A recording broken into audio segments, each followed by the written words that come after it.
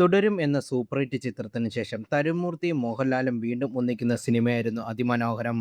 ഈ ചിത്രം ആദ്യം സംവിധാനം ചെയ്യാതിരുന്നത് ഓസ്റ്റിൻ ഡാൻ തോമസ് ആയിരുന്നു. തുടർന്ന് അദ്ദേഹം ഈ സിനിമയിൽ നിന്ന് പിന്മാറുകയായിരുന്നു.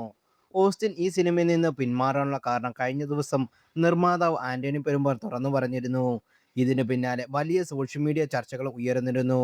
ഇതിന് മറുപടി എന്നോണം പോസ്റ്റുമായി എത്തിയിരിക്കുകയാണ് ഓസ്റ്റിൻ. ചില സത്യങ്ങളെ ചെറിയൊരു മറച്ചുവെക്കലൂടെ അലങ്കാരപ്പെടുത്തലോ ഒളിപ്പിച്ചു വെക്കാമെന്ന് കരുതുന്നു.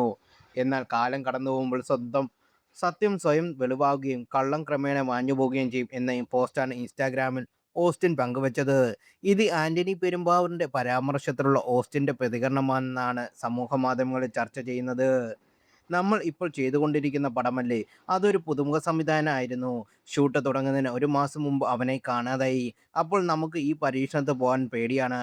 അവൻ പേടിച്ചിട്ട് പിന്നെ ഫോണും എടുക്കുന്നില്ല. ആള് പോയി. അവൻ പാനിക്കായി പോയി.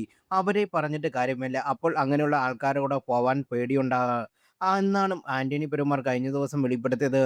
ആഷിഖ് ഉസ്മാൻ പ്രൊഡക്ഷന്റെ ബാനറിൽ മോഹൻലാൽ ആദ്യമായി നായകനാകുന്ന ചിത്രം കൂടിയാണ് അതിമനോഹരം.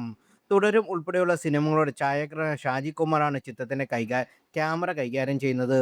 സംഗീതം ജെയ്സ് ബിജോയാണ്. എഡിറ്റിംഗ് വിവേക് ഹർഷനും ആർട്ട് ഡയറക്ടർ ഗോകുൽദാസുമാണ്.